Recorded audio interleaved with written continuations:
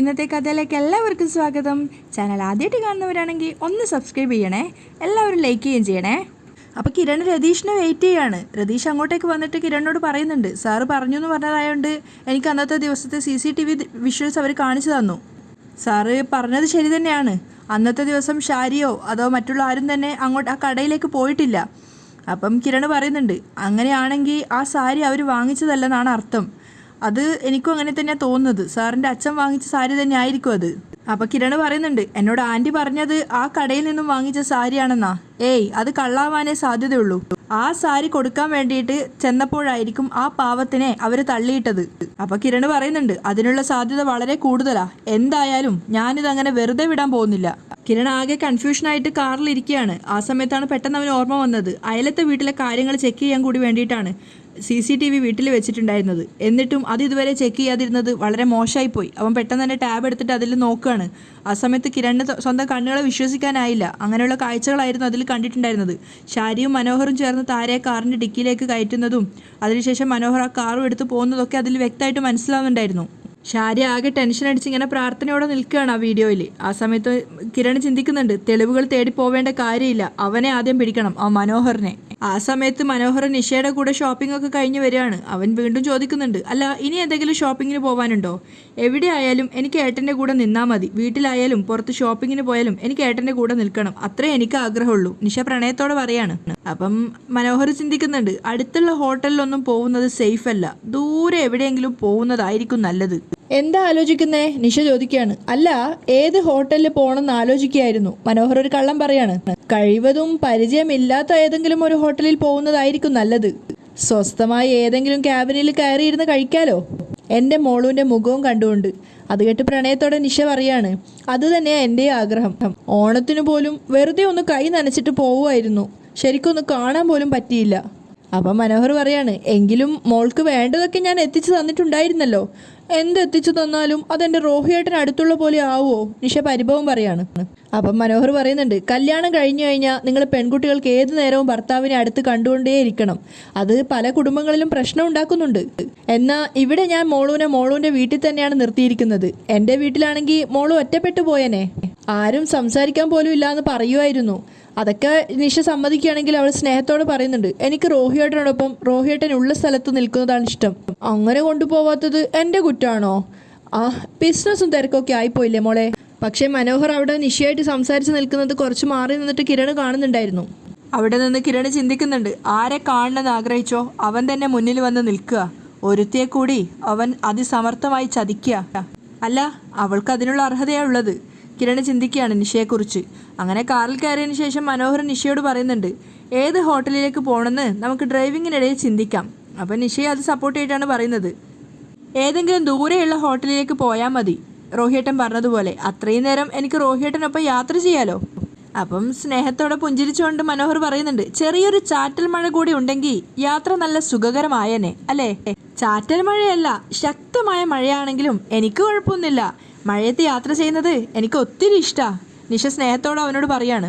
എന്നാൽ പിന്നെ മഴ പെയ്യാൻ നമുക്ക് പ്രാർത്ഥിക്കാം എന്ന് പറഞ്ഞ് രണ്ടുപേരും കാർ എടുത്ത് അവിടുന്ന് പോവുകയാണ്. അവർക്ക് പിന്നാലെ തന്നെ കിരണും പോകുന്നുണ്ടായിരുന്നു. മനോഹറും നിഷയും കൂടെ അല്പം ദൂരം മുന്നോട്ട് പോയപ്പോൾ ഒരു ജ്യൂസ് കടയ്ക്ക് മുന്നിൽ നിർത്തുകയാണ്. അവിടെ നിർത്തിയിട്ട് ജ്യൂസ് കുടിക്കാൻ വേണ്ടി ഇറങ്ങുന്ന സമയത്ത് മനോഹർ പ്രാർത്ഥിക്കുന്നുണ്ട്, ഈശ്വര, ആരും അറിയുന്നവർ കാണാതിരുന്നാൽ മതിയായിരുന്നു. അവർക്ക് പിന്നാലെ തന്നെ കിരണും വന്നിട്ടുണ്ടായിരുന്നു. പക്ഷെ അവൻ കാറിൽ നിന്ന് ആദ്യം പുറത്തിറങ്ങുന്നുണ്ടായിരുന്നില്ല. പിന്നെ രണ്ടും കൽപ്പിച്ച് കിരണും അങ്ങോട്ടേക്ക് കയറി ചെല്ലുകയാണ്. പെട്ടെന്നാണ് മനോഹർ കിരണിനെ കാണുന്നത്. അത് കണ്ടതും ശരിക്കും അവന് പേടിയാവുകയാണ്. അവൻ എന്തിനാ ഇങ്ങോട്ടേക്ക് വരുന്നത്? ഈശ്വര, രണ്ടും കൽപ്പിച്ചാണല്ലോ എന്നൊക്കെ ചിന്തിക്കുമ്പോഴേക്കും ഇതൊന്നും മനസ്സിലാവാതെ നിഷ പറയുന്നുണ്ട്, അതാ കല്യാണിയുടെ ഭർത്താവല്ലേ? ഏത് കല്യാണിയുടെ? ഞാൻ പറഞ്ഞിട്ടുണ്ടായിരുന്നില്ലേ എൻ്റെ ചേച്ചിയെ പ്രൊട്ടക്ട് ചെയ്യുന്ന ഒരു കല്യാണിയെ പറ്റി? അപ്പം മനോഹർ പറയാണ്, എങ്കിൽ പിന്നെ നമുക്ക് ആ കാറിൽ കയറിയിരിക്കാം. അതെന്തിനാ അവനെ കാണുമ്പോൾ കാറിൽ കയറുന്നത്?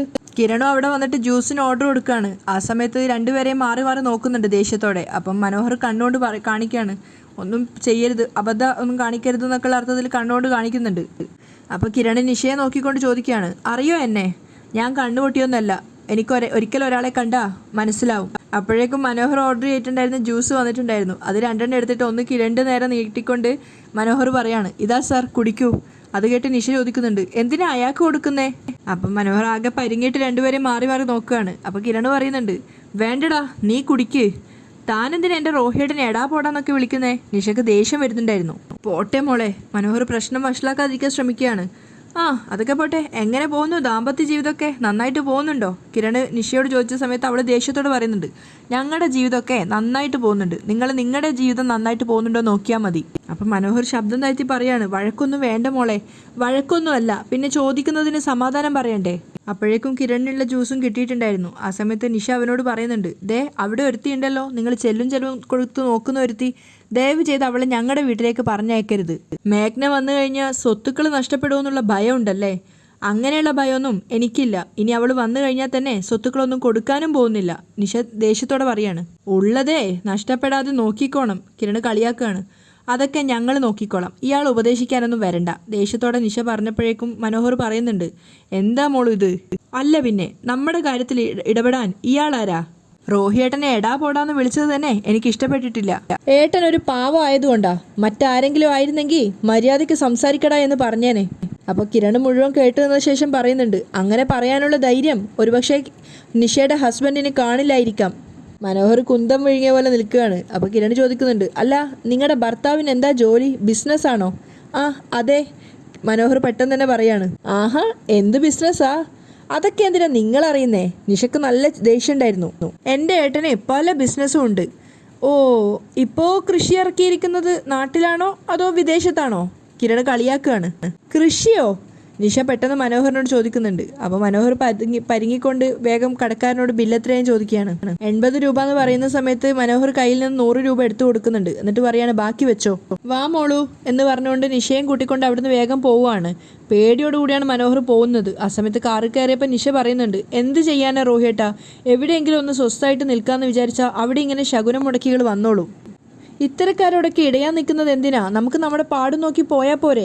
അപ്പം നിഷ പറയാണ്, അങ്ങനെ നിന്നപ്പോഴല്ലേ അയാൾ ഓരോരോ ചോദ്യങ്ങളുമായിട്ട് വന്നത്. വിട്ടുകളമോളൂ. മനോഹർ വേഗം അവിടുന്ന് എസ്കേപ്പ് ആവുകയാണ്. ആ സമയത്ത് കിരൺ ഒറ്റയ്ക്ക് പറയുന്നുണ്ട്, അവനെ ഞാനങ്ങനെ വെറുതെ വിടാനൊന്നും പോകുന്നില്ല. കടക്കാരൻ ചോദിക്കുന്നുണ്ട്, എന്താ സർ? ഏയ് ഒന്നുമില്ല.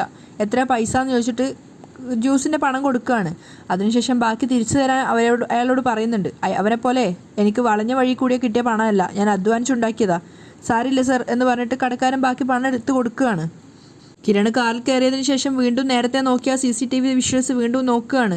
അതിനകത്ത് മനോഹറും ഷാരിയും കൂടിയിട്ടാണ് താരയെ ആ കാറിൻ്റെ അകത്ത് ഡിക്കിൻ്റെ അകത്ത് കയറ്റുന്നതെന്നുള്ളത് വീണ്ടും കാണുന്നുണ്ടായിരുന്നു. അങ്ങനെ അവർക്ക് പിന്നാലെ വീണ്ടും കിരൺ പോവുകയാണ്. ആ സമയത്ത് മനോഹറിനെ കോൾ ചെയ്യുന്നുണ്ട്. മനോഹർ പേടിയോടെ കോൾ എടുത്തിട്ട്, ആ പറയടാ എന്നോ? അല്ല, ബിസിനസ്സിൻ്റെ കാര്യം പറയാനാണ് വിളിച്ചതെങ്കിൽ. മനോഹർ അടുത്ത് നിഷയുള്ളത് കൊണ്ട് പരിങ്ങലോടെയാണ് സംസാരിക്കുന്നത്. അപ്പം കിരൺ പറയുന്നുണ്ട്, അതെ അത് പറയാൻ തന്നെയാണ് വിളിച്ചത്. നീ അവളെ അവിടെ എവിടെയെങ്കിലും കൊണ്ടുപോയി ഇറക്കിയിട്ട് ഇപ്പം തന്നെ പെട്ടെന്ന് എൻ്റെ അടുത്തേക്ക് വരണം. നിന്നെ എനിക്കൊന്ന് ഇപ്പം തന്നെ കാണണം. ഇപ്പം തന്നെ കാണണോ? എടാ വേണമെന്ന്, എനിക്ക് നിന്നോട് കുറച്ച് കാര്യങ്ങൾ സംസാരിക്കാനുണ്ട്. ഒരു 1-2 മണിക്കൂർ കഴിഞ്ഞിട്ട് പോരെ? നിഷ കേൾക്കാൻ വേണ്ടി കുറച്ചൊരു അഹങ്കാരത്തോടെ എന്ന രീതിയിലാണ് സംസാരിക്കുന്നത്. അപ്പം കിരൺ പറയുന്നുണ്ട്, അത് പോരാ, നീ വന്നില്ലെങ്കിൽ നിന്റെ കാറിൻ്റെ പിന്നാലെ തന്നെ ഞാനുണ്ടാവും. ഞാൻ ഓവർടേക്ക് ചെയ്ത് വന്ന് നിന്നെ കാറിൽ നിന്ന് ഇറക്കിയിട്ട് അവളുടെ മുന്നിൽ വെച്ചിട്ടായിരിക്കും ഞാൻ ക്രോസ് വിസ്താരം ചെയ്യുന്നേ. അപ്പം നിഷ കേൾക്കാൻ വേണ്ടി മനോഹർ പറയാണ്, ഓ കൊറിയയിലെ കാര്യമാണോ? അവിടെ നിന്ന് 1-2 പേര് വന്നിട്ടുണ്ട്. അപ്പോൾ പിന്നെ കുഴപ്പമില്ലെങ്കിൽ പിന്നെ വാടപുല്ലേ. കിരൺ ദേഷ്യത്തോടെ അവനോട് പറയാണ്. അതിനുശേഷം കോള് കട്ട് ചെയ്യുന്നുണ്ട്. അപ്പം മനോഹർ നിഷയെ നോക്കുകയാണ്. മോളുവിനെ ഞാൻ ഓട്ടോ കയറ്റി വിട്ടാൽ മതിയോ? എന്ത് പറ്റി? അല്ല, 15 കോടി രൂപയുടെ ഒരു ഡീലാ. അതിൻ്റെ ഒരു ഇടനിലക്കാരനെ ഇപ്പോൾ വിളിച്ചത്, ഒരു കിരൺ സക്കറിയ. പിന്നെ കൊറിയയിൽ നിന്ന് കുറച്ച് ആൾക്കാരുണ്ട് അവിടെ ഹോട്ടലിൽ വെയിറ്റ് ചെയ്യുക. എന്നിട്ട് അവിടെ വണ്ടി നിർത്തിയിട്ട് അവളോട് പറയുന്നുണ്ട്, അല്ലെങ്കിൽ ഒരു കാര്യം ചെയ്യാം, മോളൂനെ ഞാൻ വീട്ടിലാക്കിയിട്ട് തിരിച്ചു വരാം. പക്ഷേ അപ്പോഴേക്കും മനോഹർ ആകെ സെഡാകാണ്. ആ സമയത്ത് നിഷ പറയുന്നുണ്ട്, വേണ്ട, 15 കോടി രൂപയുടെ കാര്യമല്ലേ, അത് ഞാൻ കാരണം ഇതിനെ കളയുന്നേ. എനിക്കിവിടെ നിന്നൊരു ഓട്ടോ കയറിയാൽ പെട്ടെന്ന് വീട്ടിലെത്താം. അവൾ സങ്കടത്തോടെയാണ് പറയുന്നത്. അപ്പം മനോഹർ അത് മനസ്സിലാക്കിയിട്ടെന്നോണം പറയുന്നുണ്ട്, എനിക്ക് നിരാശയുണ്ട് മോളെ ഇവിടെ ഇങ്ങനെ വിഷമിപ്പിച്ചതിൽ.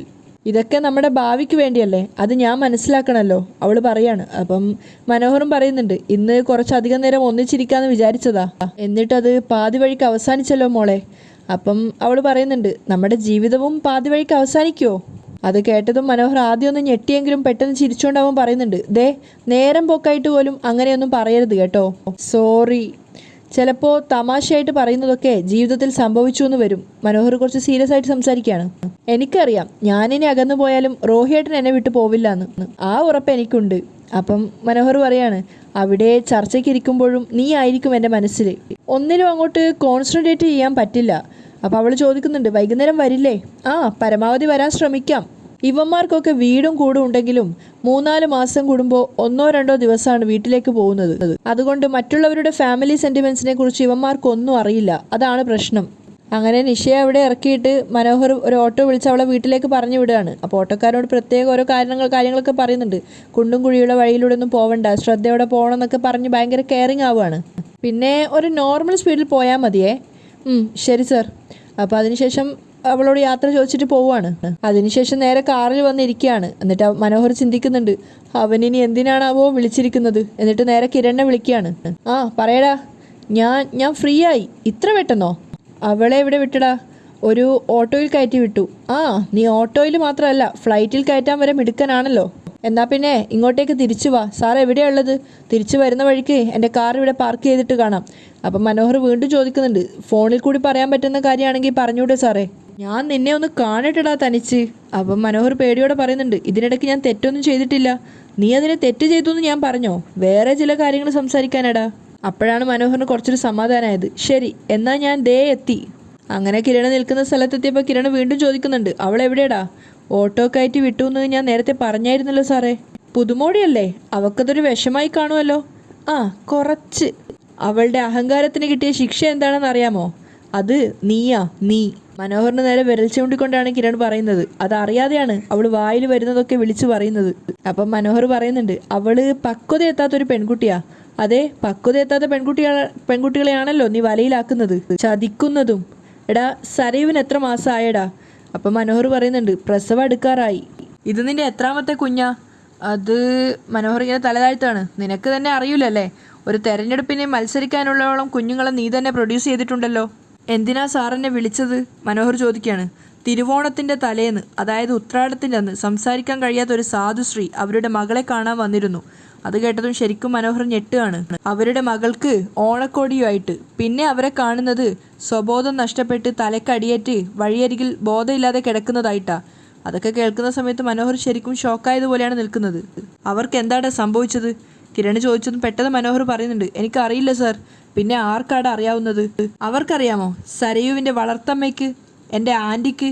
മനോഹർ ശരിക്കും ഞെട്ടിയിട്ടാണ് നിൽക്കുന്നതെങ്കിലും ഒന്നും വിട്ടു പറയുന്നുണ്ടായിരുന്നില്ല. അപ്പം ദേഷ്യത്തോടെ കിരൺ അവനെ തല്ലാനും ഒങ്ങാണ്.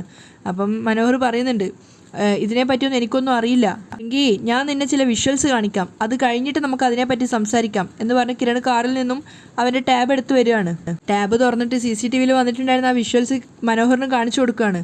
ആ സമയത്ത് കിരൺ പറയുന്നുണ്ട്, ഞാൻ എൻ്റെ വീട്ടിൽ CCTV വെച്ചത് തന്നെ നിൻ്റെ വീട്ടിൽ എന്ത് നടക്കുന്നു എന്ന് അറിയാൻ വേണ്ടിയിട്ടാണ്.